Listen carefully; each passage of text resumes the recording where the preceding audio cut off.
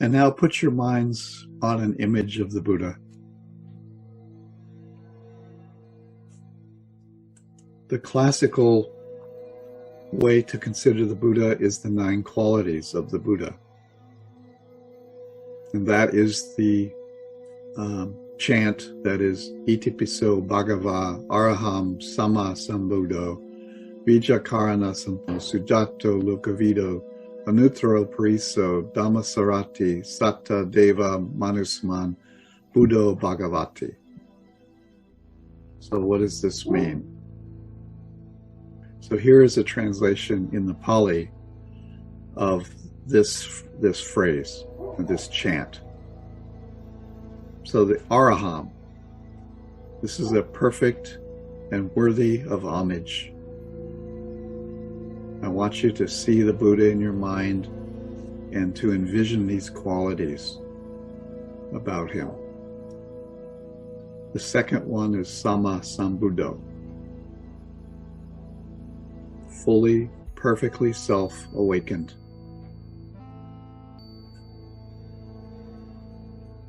Vijakarano Sampano, endowed with knowledge and good conduct. Sujato, well done, well spoken. Lokavidu, knower of the worlds. Nuttaro Parisadama Sarati, peerless trainer of the ones able to be trained. Sattadeva Manusaman, teacher of gods and men.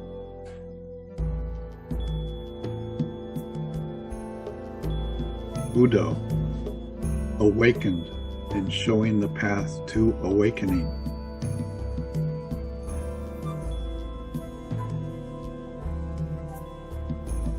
Bhagavati, blessed. So it is Itipiso Bhagava, Araham Samasambuddho, Vijakarana Sampano, Sujato, Lokavidu, Anuttaro, Pariso Dhammasarati, Satta Deva Manusaman, Buddho Bhagavati. The 32 marks of the great man.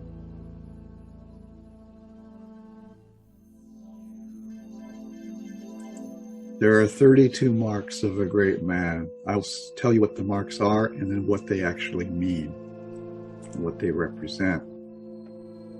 The first mark is flat soles of the feet. The Buddha is immovable in his upholding of the precepts, in his mind of giving.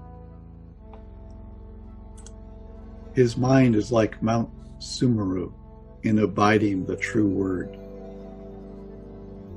The next mark is 1,000 spokes.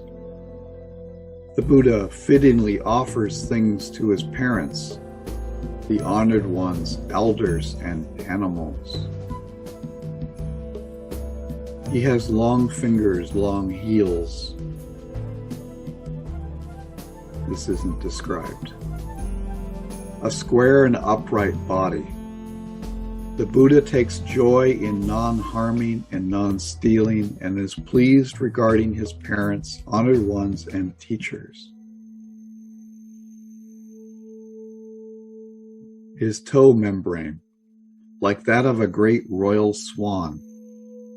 The Buddha practices the 4 ways of guiding: giving, friendliness, good actions, transforming himself, and coexisting with them as the beings themselves, and takes in beings. These are the ways that he guides other beings.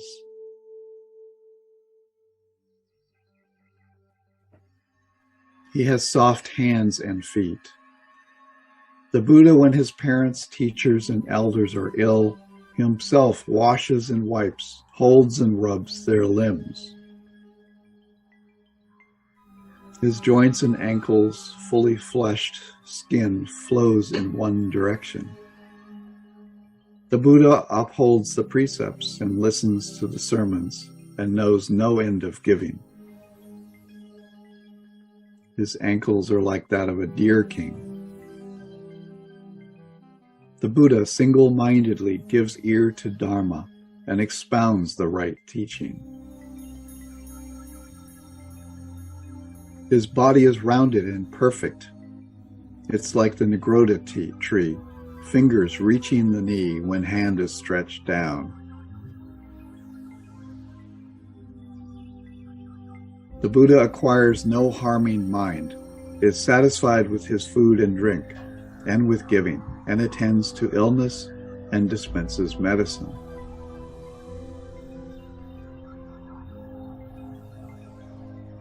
The genital organ lies hidden.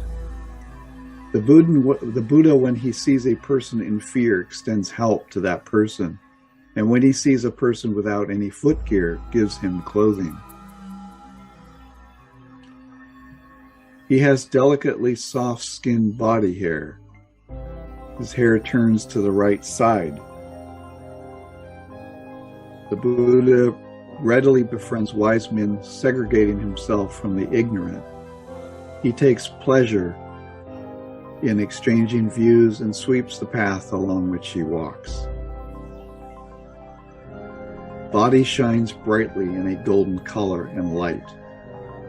The Buddha always gives men clothing, food, and drink, medicine, incense, and flowers, and lights.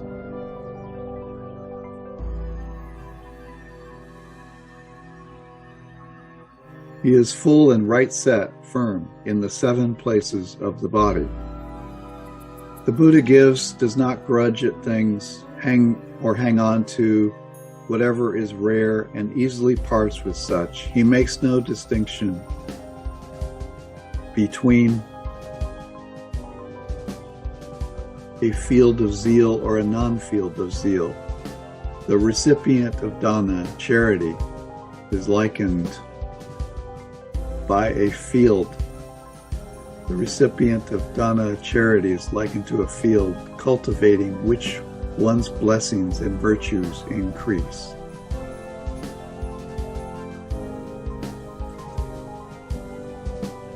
The boneless parts of the body are full. The Buddha seeks wealth lawfully and gives this away to others. The Buddha has 40 teeth, which are white and pure, well-balanced and delicate.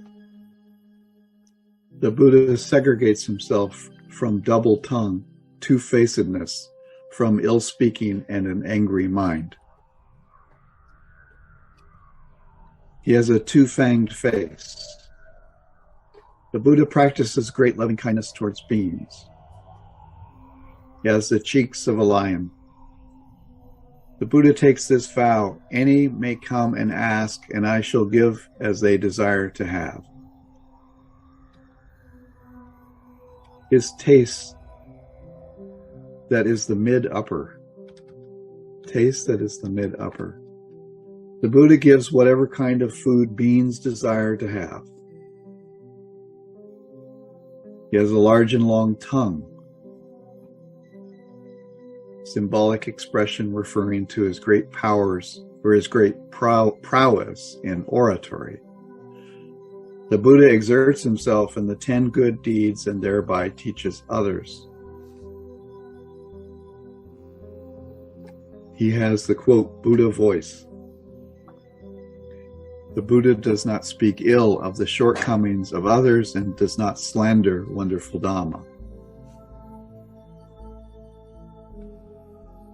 He has blue or deep black tone of the eyes.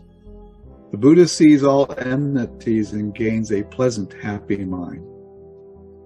And lastly, he has a white tuft of hair on the brow. This represents that he does not conceal the virtues of others, but praises the good which they have.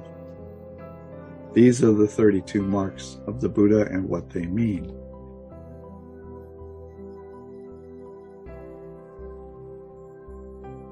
Now there are 80 minor marks, and we won't go through all of them, but we'll go through a few. And there's no description of them, they're just simply the marks. He has a beautiful gait like that of a swan. He has a majestic gait like that of a royal ox. His feet are of equal length. His fingernails and toenails are slightly upturned at the tip. His fingernails and toenails have a rosy tint. He has beautiful fingers and toes.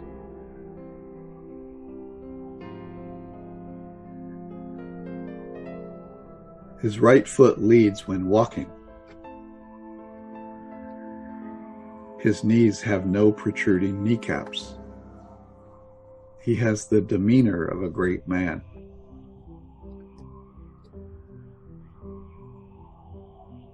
His thighs are rounded like banana sheaves. His two arms are shaped like an elephant's trunk. The lines on the palms of his hands have a rosy tint. His skin is thick or thin as it should be. His skin is unwrinkled. His body is spotless and without lumps. His body is absolutely free of impurities. He has the strength of 1,000 Kurori elephants, or 100,000 Kurori men.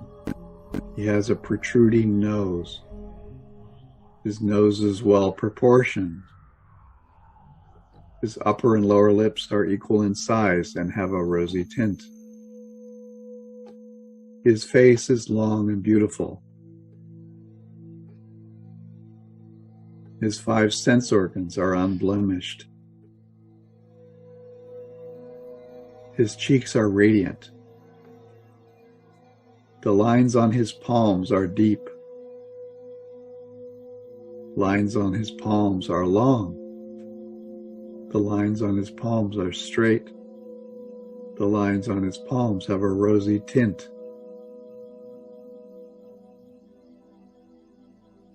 His body emanates a halo of light extending around him for 2 meters.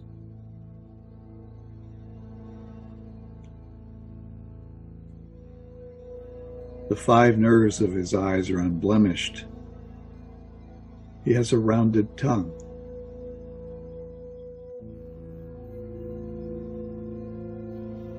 His top knot is like a crown. His forehead is rounded and beautiful. His eyebrows are arched like a bow.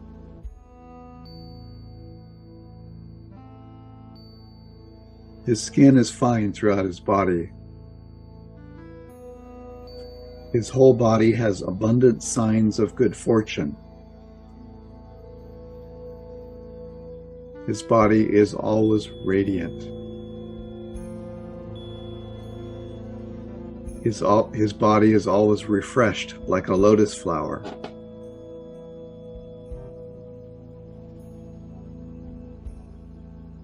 His body is exquisitely sensitive to touch.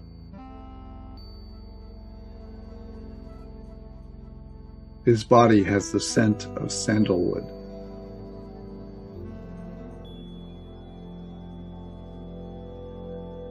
His body hair is consistent in length. He has fine bodily hair. His breath is always fine. His mouth always has a beautiful smile. His mouth has the scent of a lotus flower. His hair has the color of a dark shadow. His hair is strongly scented. His hair has the scent of a white lotus. He has curled hair. His hair does not turn gray.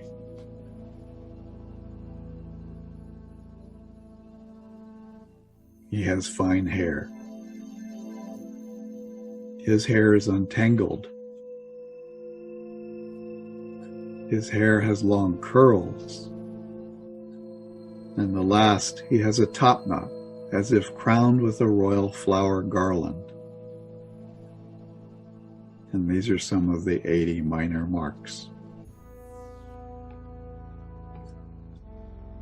Now let's come to contemplate the iti powers of the Buddha. There are 8 iti powers. He can replicate and project bodily images of himself.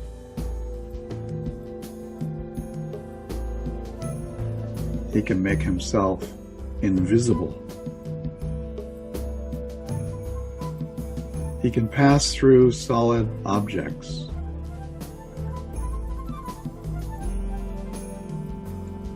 He can sink into solid ground. He can walk on water.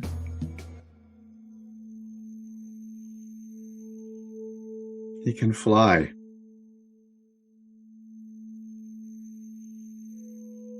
He can touch the sun and moon with one's hand.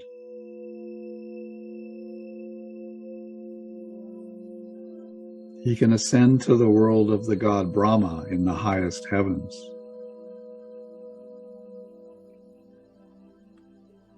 And according to the Iddhipada Vibhanga Sutta, there are more powers. These are the powers that he has.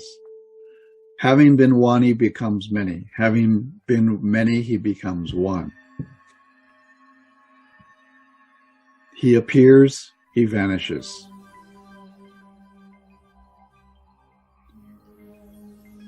He goes unimpeded through walls and ramparts and mountains as if through space. He dives in and out of the earth as if it were water. He walks on water without sinking as if it were dry land. Sitting cross-legged, he flies through the air like a winged bird. With his hand, he touches and strokes even the sun and the moon, so mighty and powerful. He exercises influence with his body, even as far as the Brahma worlds.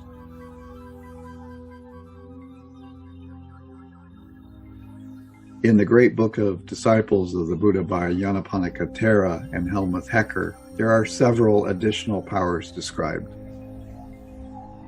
The divine eye, clairvoyance. This power allows one to see beings in other realms and see the future. He has the divine ear, or clairaudience, can hear other beings in other realms.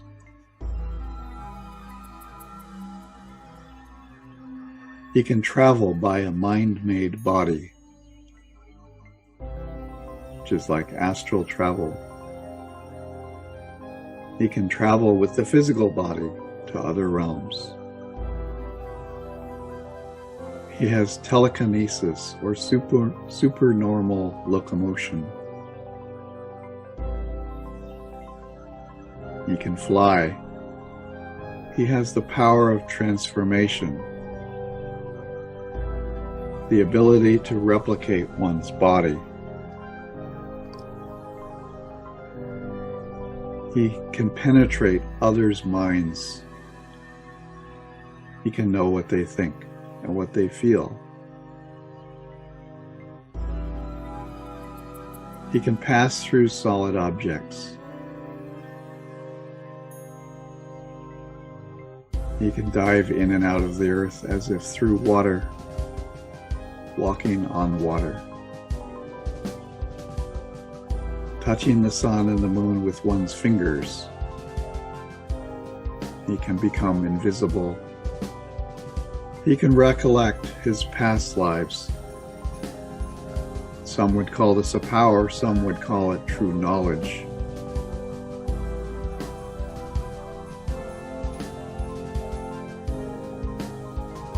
And these are the marks and the qualities of the Buddha. Araham, perfect and worthy of homage. Sama Sambuddho, fully, perfectly self-awakened. Vijarakarana Sampano, endowed with knowledge and good conduct.